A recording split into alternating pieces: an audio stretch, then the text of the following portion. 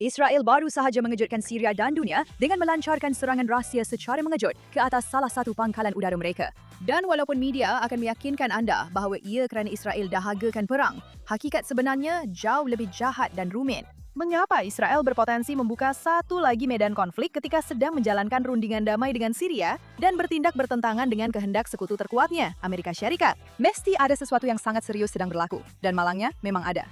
Syria, yang dipimpin oleh bekas jihadis Al-Qaeda, sedang bermain satu permainan yang sangat-sangat berbahaya. Dan nampaknya, Israel adalah satu-satunya yang menyadarinya. Dan ya, ini mungkin ada kaitan dengan mereka mengumumkan cita-cita nuklir mereka. Dan jika idea seorang jihadi dengan senjata nuklir kedengaran buruk bagi Anda, maka Anda mungkin sebenarnya berada di pihak Israel dalam hal ini.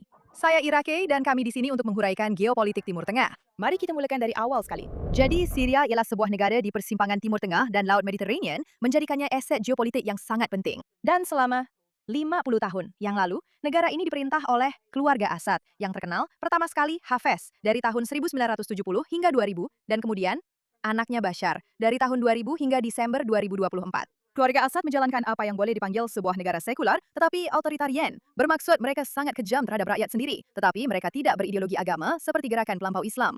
Mereka mentadbir negara berdasarkan kuasa tentera dan kuasa negara, bukannya undang-undang agama. Dan bagi Israel, perbezaan ini sangat penting. Keluarga Assad adalah orang yang berbahaya, tetapi bukan jiran yang sukar kerana mereka boleh dijangka. Mereka mengekalkan sempadan yang agak stabil dan mereka mempunyai kepentingan bersama dengan Israel untuk mengelakkan peperangan dan konflik secara langsung. Apabila Israel menjalankan operasi ketenteraan terhadap pasukan Iran yang beroperasi di Syria, dan Israel memang lakukannya, Assad secara umumnya bertolak ansur kerana Assad tidak mahu terheret ke dalam konfrontasi dengan Israel yang boleh menggugat kestabilan pemerintahannya. Pada tahun 2011, perang saudara tercetus di Syria selepas kebangkitan Arab dan selama 13 tahun. Assad berperang dengan kumpulan pemberontak yang cuba menggulingkannya. Dengan sokongan dari Rusia dan Iran yang mengekalkannya berkuasa, Israel memerhati dengan teliti untuk memastikan Iran tidak memperoleh terlalu banyak kuasa di Syria dan mereka melancarkan serangan apabila perlu terhadap pemindahan senjata Iran dan pengukuhan ketenteraan, tetapi mereka mengekalkan sejenis persefahaman operasi dengan Rusia yang telah dikerahkan ke Syria untuk menyokong Assad. Amerika Syarikat campur tangan secara ketenteraan pada tahun 2014 untuk memerangi ISIS dan tentera Amerika kekal dalam jumlah kecil sepanjang masa itu. Dan menjelang 2024, semua pihak, Israel, AS, kuasa serantau percaya Assad akan terus bertahan.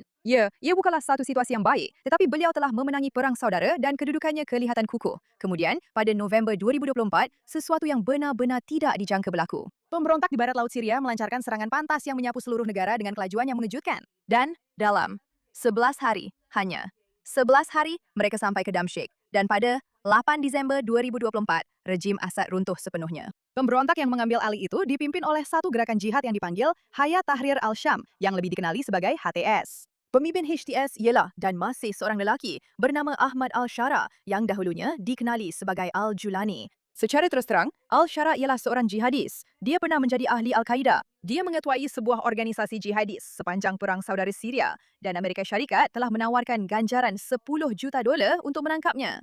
Dia berada dalam senarai pengganas. Dan sekarang, disebabkan perkara ini, dia menjadi Presiden Syria. Ini sangat berbeza daripada Assad. Keluarga Assad menjalankan sebuah negara sekular yang berasaskan kuasa tentera dan institusi negara. Anda menerima arahan kerana negara mempunyai kuasa tentera ke atas anda, bukan kerana negara melaksanakan doktrin agama yang serius. Organisasi Al-Shara berideologi Islam. Pandangan dunia mereka secara asasnya dibentuk oleh doktrin agama Islam dan matlamat untuk melaksanakan pemerintahan Islam berasaskan undang-undang Islam. Askar-askar dalam tenteranya bukanlah askar wajib yang sekular yang hanya mengikut arahan negara. Ramai daripada mereka adalah ahli HTS atau organisasi jihad yang lain. Komander-komander yang memimpin tentera adalah bekas pejuang jihadi. Ideologi tersebut tertanam dalam keseluruhan kepimpinan dan kerajaan baharu ini. Tetapi Islamis radikal yang memimpin sebuah negara bukanlah sesuatu yang mengejutkan di Timur Tengah. Jadi, kenapa perkara ini sangat besar? Sebenarnya, ia kerana Al-Shara telah menampilkan dirinya kepada dunia sebagai seorang yang telah berubah dan pragmatik. Dia hampir seperti seorang pemimpin barat.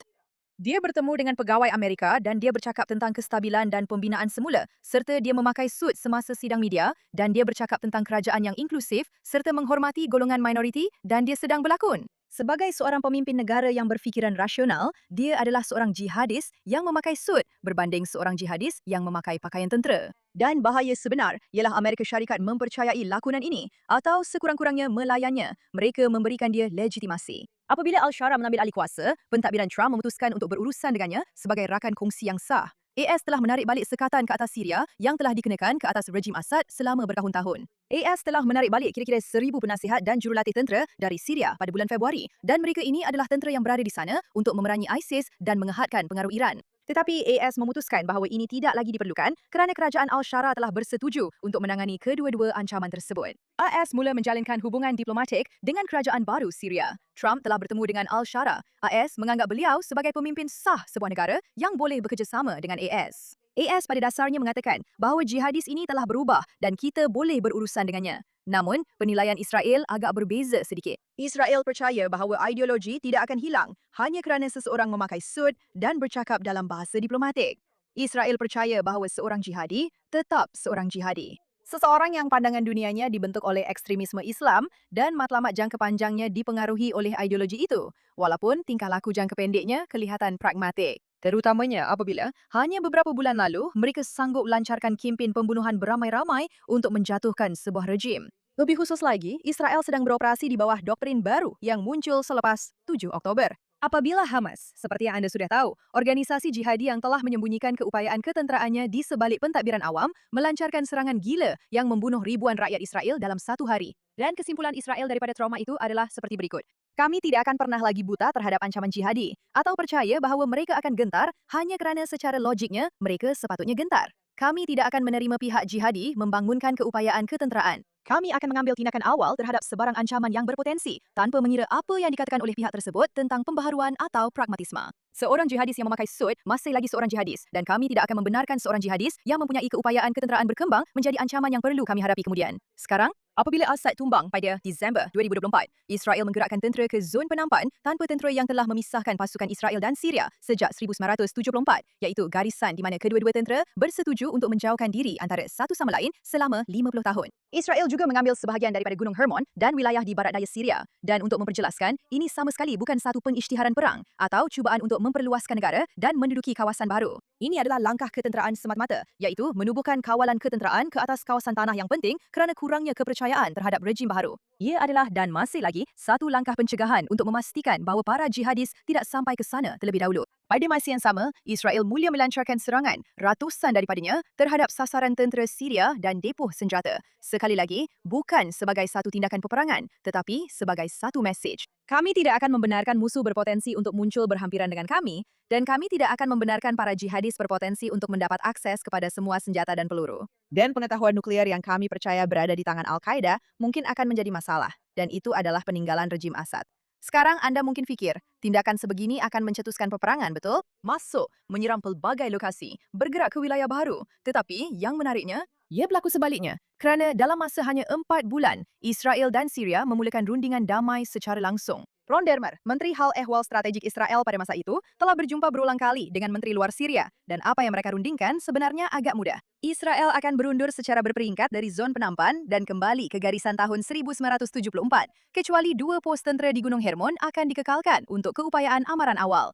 Dan sebagai balasan, Syria akan berjanji untuk menghalang serangan ke atas Israel, menghalang Iran dan Hezbollah daripada menggunakan wilayah Syria, serta mendemilitarisasikan selatan Syria, melindungi golongan minoriti. Pemimpin baru Syria memahami mesej Israel dengan jelas. Israel benar-benar serius dan mereka tidak peduli apa yang sekutu mahukan. Tiada tekanan daripada mereka yang akan berhasil. Dari awal lagi, kamu tidak akan menjadi ancaman. Dan jika kamu menjadi ancaman, kamu akan merasai kekuatan Israel. Jadi, kepimpinan baru yang memahami selok-belok Timur Tengah melihat kekuatan dan pendirian itu dan sedar adalah lebih baik menjadi kawan dengan mereka daripada menjadi musuh dengan orang-orang ini. Jadi, apa yang berlaku kepada perjanjian damai itu? Sebenarnya, ia agak terbantut. Dan itu kerana masalah sebenar di Syria. Itu membawa kita kepada persoalan yang kita mulakan tadi. Awak lihat, apabila Assad jatuh, beberapa negara sedar bahawa mereka mempunyai peluang sebenar di sini untuk mempengaruhi Syria yang sangat penting dari segi geografi tetapi juga boleh digunakan untuk keperluan ideologi mereka. Dan ia tak akan mengejutkan anda untuk mendengar nama-nama negara ini, Qatar, Turki dan Rusia. Cukup mengejutkan, negara-negara ini tidak suka idea perdamaian dengan Israel, jadi rundingan telah terhenti. Israel telah mengekalkan dan menguatkuasakan syarat-syarat untuk perdamaian sementara rundingan masih berjalan. Tetapi ironi dalam hal ini tidak terlepas daripada perhatian sesiapa pun bahawa untuk mencapai perdamaian, anda memerlukan tindakan ketenteraan yang kuat. Namun ini adalah idea yang agak rumit yang sukar difahami oleh individu ber-IQ rendah. Inilah bahagian cerita yang menjadikan Syria sangat penting dari segi strategik.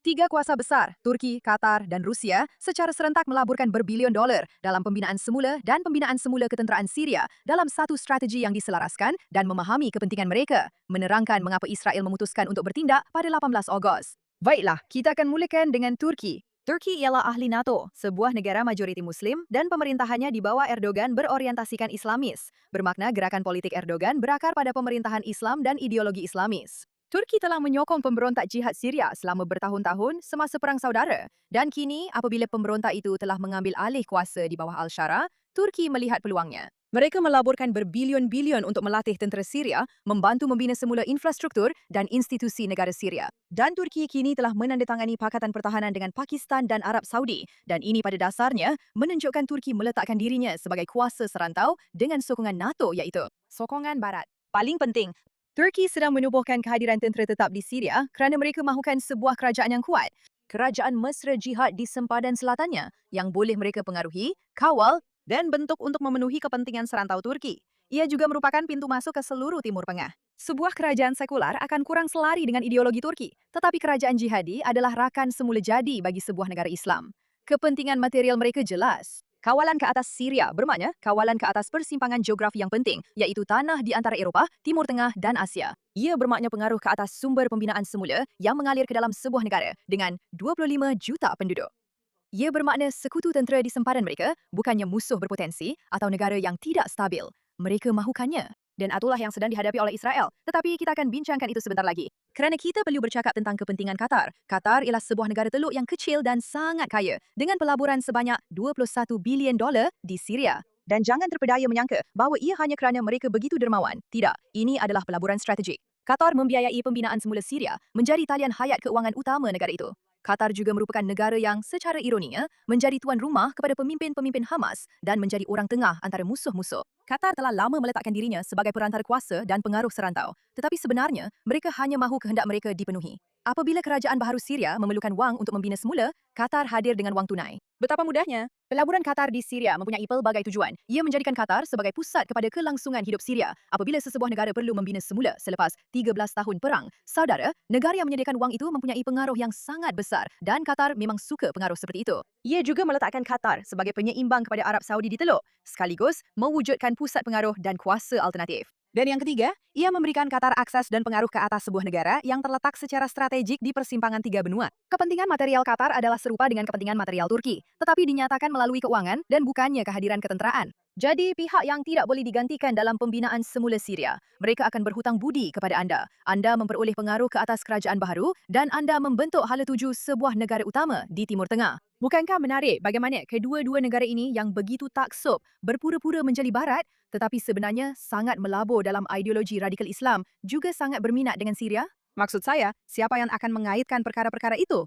Apapun, ada juga negara ketiga yang kurang menonjol dalam cerita ini, tetapi sama penting, terutamanya kerana mereka begitu komited membantu Iran yang merupakan satu petunjuk juga. Mereka juga adalah musuh Barat dan Rusia telah mengekalkan pangkalan tentera di Syria semasa era Assad dan apabila Assad jatuh, Rusia berdepan satu pilihan. Mereka sama ada berjuang untuk mengekalkan pemerintahan lama atau menyesuaikan diri dengan yang baru dan mereka memilih untuk menyesuaikan diri. Mereka tidak mahukan konflik dan mereka berpuas hati dengan kepimpinan baru. Rusia telah mencapai perjanjian dengan Al-Shara. Rusia akan melepaskan kawalan langsung ke atas pangkalan mereka. Pangkalan-pangkalan itu akan menjadi pusat latihan bersama Rusia Syria, tetapi Rusia tetap mengekalkan kehadiran dan akses. Penerbangan awam pertama dari Moskow ke Damsyik berlepas pada bulan Ogos dan ini adalah yang pertama sejak kejatuhan Assad kerana semuanya berjalan lancar antara kedua-dua pihak. Rusia sedang mengukuhkan kedudukannya di Syria yang baharu, tetapi kepentingan mereka agak berbeza daripada Turki dan Qatar kerana mereka tidak berhasrat untuk membina semula ekonomi atau ketenteraan Syria seperti yang dilakukan oleh Turki dan Qatar. Mereka mahu mengekalkan kedudukan di lokasi yang sangat strategik, iaitu pelabuhan Mediterranean, pangkalan udara, akses ke sebuah negara yang terletak di antara Eropah dan Asia.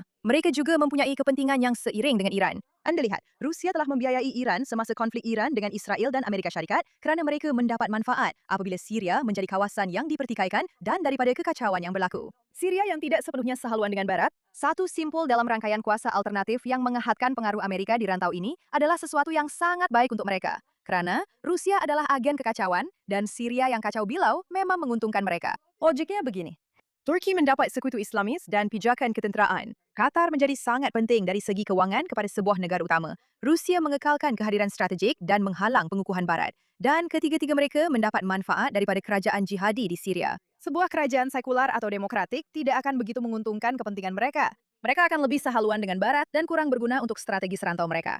Dan jangan lupa, apa yang Syria perolehi daripada tiga pihak utama ini yang melabur di Syria. Kerajaan Al-Shara mendapat legitimasi, modal pembinaan semula, keupayaan ketenteraan dan sokongan serantau sebagai balasan. Syria menjadi aset yang dibentuk oleh Turki, Qatar dan Rusia mengikut kepentingan mereka. Dan anda akan terkejut mendengar bahawa perkara itu lebih penting bagi mereka daripada perjanjian damai dengan Israel. Sekarang tanya diri anda, kenapa sesiapa pun akan fikir bahawa ini adalah sebuah negara yang selari dengan nilai-nilai Barat? Dan dengan pemikiran itu, dengan fakta bahawa presiden tersebut pernah mempunyai ganjaran $10 juta ke atas kepalanya beberapa tahun lalu oleh AS kerana beliau adalah atau masih merupakan ahli Al-Qaeda, sekarang kembali ke masa kini. Syria mengumumkan bahawa ia akan mengekalkan bahan nuklear. Bahan tersebut ialah yellow cake, seperti perkataan uranium yang tinggal daripada program nuklear rahsia Assad, dan Israel telah memusnahkan reaktor nuklear Syria pada pilihan tahun 2007 melalui serangan udara yang sebahagian besarnya telah membongkar program senjata tersebut. Tetapi bahan ini masih disimpan di sebuah fasiliti rahsia yang dirujuk oleh sumber sebagai Tapak 99.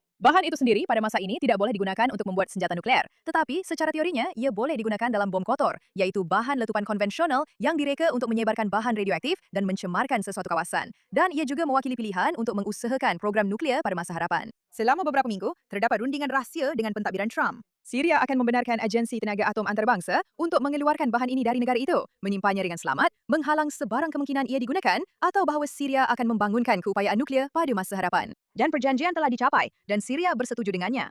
IAEA sedang bersiap untuk mengeluarkan bahan tersebut. Kemudian, Syria membatalkan keputusan itu dan mengumumkan bahawa mereka akan menyimpan bahan tersebut. Cuba tengok tu, para jihadis yang berpakaian sut berminat untuk membangunkan keupayaan nuklear dan mereka masih dilayan seolah-olah bertindak dengan niat baik. Dan strategi untuk perkara ini, rundingan yang berterusan, perubahan di saat akhir, terasa sangat biasa. Iran sudah tentu. Ia bukan senjata nuklear, belum lagi, tetapi bahan nuklear, pengetahuan nuklear, keupayaan nuklear. Sebuah kerajaan jihadi, walaupun yang berpura-pura kelihatan munasabah di mata dunia, masih membuka pintu kepada usaha nuklear. Mendakwa mereka berhak menggunakan bahan ini untuk tujuan awam adalah satu masalah. Dan kenapa tiada siapa yang membincangkannya? Apa sebenarnya yang sedang berlaku? Jadi, anda mungkin tidak terkejut apabila mendengar bahawa perkara ini tidak boleh diterima oleh Israel. Inilah saat di mana Israel membuat kesimpulan bahawa rangkaian di sekitar Al-Shara bukan sekadar pengukuhan ketenteraan, tetapi ia adalah penggunaan strategik ideologi jihadi sebagai senjata. Mereka mempunyai tentera yang dipimpin oleh jihadi dan mereka disokong oleh Turki, dibiayai oleh Qatar dengan sokongan Rusia.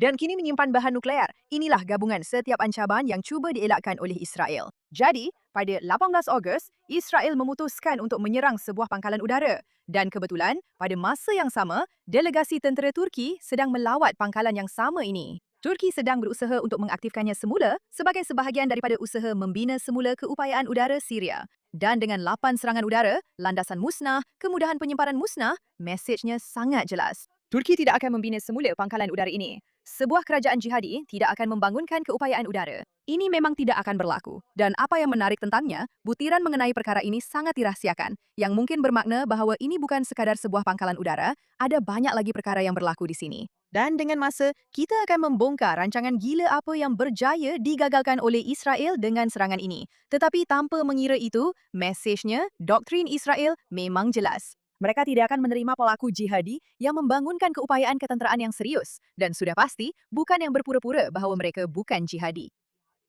Mereka yang bersekongkol dengan musuh jelas Israel. Ini tiada kaitan dengan ancaman serangan yang bakal berlaku. Tetapi kerana pelaku jihadi dengan kapasiti ketenteraan dianggap sebagai ancaman pada masa depan secara definisi, ideologi itu tidak berubah. Ideologi Islamis menunggu. Mereka pakar dalam menunggu. Mereka membangunkan keupayaan mereka dan kemudian mereka bertindak. Dan itu tidak sesuai untuk Israel. Ia akan bertindak terlebih dahulu terhadap sebarang ancaman masa depan yang berpotensi. Apabila Israel melihat kerajaan ini bergerak untuk membangunkan keupayaan nuklear sambil dikelilingi oleh kuasa musuh luar yang membantu membina keupayaan ketenteraan, Israel akan bertindak. Sekarang, utusan AS yang sedang bekerja dalam rundingan dan yang bukan kawan baik Israel segera mengecam serangan itu sebagai peningkatan ketegangan yang tidak perlu, walaupun Washington telah dimaklumkan terlebih dahulu dan mungkin meluluskannya. Tapi itu soal persepsi. Lihat, Israel telah membuat kesimpulan bahawa tentera yang dipimpin oleh jihadi dan disokong oleh Turki, dibiayai oleh Qatar, diposisikan secara strategik dengan sokongan Rusia dan masih mengekalkan keupayaan nuklear merupakan ancaman yang tidak boleh diterima. Dan saya tahu ia kedengaran seperti agak keterlaluan, tapi sebenarnya tidak. Jadi Israel memutuskan untuk bertindak. Dan jika Amerika Syarikat mempunyai masalah dengan perkara itu, mereka perlu menerima bahawa bunuh diri bukan lagi pendekatan Israel. Apabila Israel memutuskan untuk menyerang pangkalan ini pada 18 Ogos, rundingan damai antara Israel dan Syria masih secara teknikal sedang berlangsung. Sekarang, ingat bagaimana rundingan damai bermula selepas campur tangan ketenteraan besar-besaran kerana Presiden memahami mesej itu. Perkara yang sama boleh berlaku di sini. Jelas bahawa ini adalah tindakan Israel untuk menguatkuasakan apa yang dianggap sebagai syarat yang tidak boleh dirundingkan semasa rundingan ini. Mesej kepada Syria ialah, saya bersedia untuk merundingkan pengunduran. Saya bersedia untuk membincangkan perjanjian keselamatan. Tetapi saya tidak akan membenarkan anda membangunkan keupayaan ketenteraan yang akan mengancam saya. Turki tidak akan membina semula pangkalan udara itu. Tentera udara anda tidak akan dimodenkan. Pilihan nuklear anda tidak akan kekal terbuka. Ini adalah syarat yang tidak boleh dirundingkan. Oh ya, dan saya tidak mengatakan ini adalah Syria. Tetapi baru-baru ini, Israel mendengar tentang hakikat bahawa terdapat sebuah negara yang sedang merundingkan perdamaian dengan Israel supaya mereka boleh mengekalkan keamanan dan kemudian menyerang apabila tiba masanya yang sesuai. Dan ya, saya tidak mengatakan bahawa ini adalah Syria kerana ia di bawah penapisan. Negara manakah yang menggunakan strategi ini? Dan sebenarnya, para perundinglah yang mendorong ideologi yang sama ini. Inilah cara mereka melihat sesuatu. Ya, seolah-olah memastikan semuanya baik-baik saja buat masa ini. Tetapi pada masa hadapan, kami akan terus memperjuangkan ideologi kami. Memahami perkara ini membuktikan betapa canggihnya kedudukan Israel. Israel bukan cuba menakluk Syria. Israel bukan cuba menggulingkan Al-Shara. Israel berkata anda boleh mempunyai kedaulatan, tetapi hanya jika anda menerima batasan tertentu. Kami akan merundingkan syarat-syaratnya, tetapi garis merah ini adalah mutlak. Proses damai sudah pun terhenti kerana Syria tidak dapat memenuhi syarat-syarat Israel tanpa meninggalkan jaringan dengan Turki, Qatar dan Rusia. Jadi, mereka sudah pun menjadi masalah. Dan disebabkan itu, Israel telah menguatkuasakan garis merah tersebut secara unilateral sambil terus membuka pintu diplomatik. Ini mungkin kedengaran asing dan pelik bagi orang Barat, tetapi di Timur Tengah, perkara ini sangat masuk akal. Mesej di sini sangat jelas. Anda boleh mencapai keamanan. Tetapi, memandangkan definisi keamanan Israel berbeza dengan definisi Islamis radikal, kita akan menggunakan definisi Israel bahawa keamanan melalui kekuatan akan menjadi syarat yang tidak boleh dirunding dalam perjanjian ini. Dan kita akan menguatkuasakan syarat-syarat itu sama ada anda setuju atau tidak. Dan mesej ini bukan sahaja ditujukan kepada Syria. Turki dan Qatar juga menerima peringatan mereka sendiri. Bukan satu kebetulan bahawa pangkalan yang sedang dibina semula oleh Turki telah diserang. Ia adalah mesej yang cukup jelas. Dan satu hari sebelum Syria mengumumkan niat nuklear, Israel membuat satu kenyataan tambahan yang menunjukkan betapa menyeluruhnya penilaian strategik Israel kini. Mereka telah menghentikan ekspor pertahanan ke Qatar dan kini memanggil Qatar sebagai negara jahat yang bertindak menentang Israel. Sudah tiba masanya. Dan ini adalah perkara besar kerana hubungan dengan Qatar sentiasa diuruskan dengan berhati-hati. Dan kini mereka juga berkata bahawa kami tahu apa yang kamu lakukan di Syria. Kami tahu kamu membiayai pengukuhan rangkaian ini. Kami tahu kamu sedang memungkinkan penerimaan semula kerajaan jihadi di peringkat serantau melalui pelaburan sebanyak $21 bilion. Hubungan kamu dengan kami sudah berakhir. Kami menamatkan kerjasama pertahanan. Ini sangat penting kerana Israel dan Qatar mempunyai hubungan yang tidak menonjol. Israel telah menjual peralatan pertahanan bernilai ratusan juta dolar kepada Qatar yang disepadukan dalam sistem Amerika selama bertahun-tahun. Dan saya sendiri tidak menyokong perkara ini. Tetapi sekarang Israel telah menamatkannya. Israel sedang memberi isyarat kepada setiap pihak yang memerhati situasi ini. Jika anda melabur dalam membangunkan negara-negara yang dipimpin jihadi seperti Syria, anda akan kehilangan akses kepada Israel. Jika anda melabur dalam mana-mana kumpulan jihadi, anda akan kehilangan manfaat kewangan dan ketenteraan sebagai rakan Israel. Qatar tetap memilih untuk membiayai rangkaian itu. Dan kini, Qatar kehilangan kerjasama dengan Israel menyangka perkara itu tidak akan benar-benar berlaku. Tetapi, kini ia telah pun terjadi. Sekali lagi, pendiriannya jelas tetapi ia sangat berbeza daripada pendirian Amerika. Sedangkan Amerika adalah sekutu terdekat mereka. Dan ini ternyata menjadi sedikit masalah. Terdapat perbezaan asas di sini. Amerika Syarikat percaya bahawa penglibatan dan pembinaan semula boleh mengubah pihak-pihak yang terlibat. Amerika Syarikat menganggap Al-Shara sudah berubah. Amerika Syarikat melihat kepentingan pragmatik yang boleh dirundingkan. Amerika Syarikat melihat seorang jihadi yang bertindak secara rasional dan oleh itu boleh bekerjasama dengannya. Sekarang, saya tidak akan berpura-pura bahawa apabila kita sebut Amerika Syarikat, kita maksudkan semua orang kerana ramai orang dalam pentadbiran sangat-sangat jelas tentang apa yang sedang berlaku. Dan mungkin ada permainan yang lebih canggih sedang dimainkan di sini. Seperti, mari kita berpura-pura bahawa kita berkawan dengan mereka supaya sekurang-kurangnya kita boleh terus membuka pintu untuk rundingan. Tetapi tetap, ia adalah satu permainan yang sangat berbahaya untuk dimainkan. Untuk menarik balik sekatan, menarik keluar tentera, terlibat secara diplomatik, menyokong pembinaan semula. Israel percaya bahawa kawan-kawan dan sekutu anda mendedahkan niat anda. Dan mereka melihat Syria sebagai sebuah kerajaan jihadi yang disokong serentak oleh seorang Islamis. Ahli NATO, sebuah negara teluk yang mencari pengaruh serantau yang melampau dan musuh AS yang cuba menghalang pengukuhan Barat. Israel melihat rangkaian itu sedang dibina dan melihat bahan nuklear disimpan serta melihat keupayaan ketenteraan sedang dibangunkan dan enggan untuk mengambil bahagian atau mengiktiraf rangkaian ini, membiarkannya matang. AS memilih untuk tidak benar-benar melihat rangkaian ini kerana AS bertaruh pada Al-Shara sebagai rakan kongsi. AS mengelak daripada melihat bahawa Turki, Qatar dan Rusia mempunyai kepentingan yang selari dalam membina Syria yang diterajui jihadi kerana AS sedang cuba mengintegrasikan Al-Shara ke dalam sistem antarabangsa. Mereka berharap bahawa pembinaan semula dan kepentingan ekonomi akan menyederhanakan ideologinya dan ia memang sesuatu yang diharapkan, tetapi ia juga bersifat utopia. Saya faham godaan untuk mempercayai bahawa nilai-nilai Barat boleh mengubah Timur Tengah. Saya juga ingin mempercayainya. Tetapi malangnya, pengalaman telah meredupkan cahaya utopia, itulah yang telah berlaku kepada Israel. Mereka bukan buta. Israel sedang memberitahu dunia bahawa seorang jihadi yang memakai sut masih lagi seorang jihadi. Rangkaian ini tidak boleh direalisasikan. Tentera mereka tidak boleh berkembang. Pilihan nuklear tidak boleh terus menjadi pilihan. Bukan di sini, bukan sekarang, bukan selagi Israel mempunyai keupayaan untuk menghentikannya. Wang tidak akan mengubah ideologi radikal. Serangan pada 18 Ogos itu berlaku secara senyap dan mungkin akan terus dirahsiakan. Mungkin kerana ia bertentangan dengan strategi Amerika Syarikat, tetapi ia jelas sekali kerana ia menyentuh semua garis merah yang telah ditetapkan Israel. Sebuah kerajaan yang dipimpin oleh jihadi mengekalkan bahan nuklear yang disokong oleh negara-negara yang berpotensi dan pada dasarnya merupakan musuh Barat diletakkan dengan sokongan strategik daripada Amerika Syarikat. Musuh, semua elemen ini bersama-sama mewakili ancaman yang tidak boleh diterima. Amerika Syarikat berharap bahawa penglibatan akan berhasil dan Turki berharap mereka dapat mengukuhkan kedudukan dan Qatar berharap mereka akan mempengaruhi dan Rusia berharap mereka akan mendapat akses dan Israel bertaruh bahawa tiada satu pun daripada ini akan dibenarkan berkembang menjadi keupayaan dan buat masa ini Israel mempunyai kuasa untuk memastikan pertaruhan itu menjadi kenyataan. Persoalannya ialah sama ada kuasa dan doktrin itu akan bertahan. Mari kita berdoa agar ia bertahan. Saya Ayake dan saya akan jumpa anda pada masa akan datang.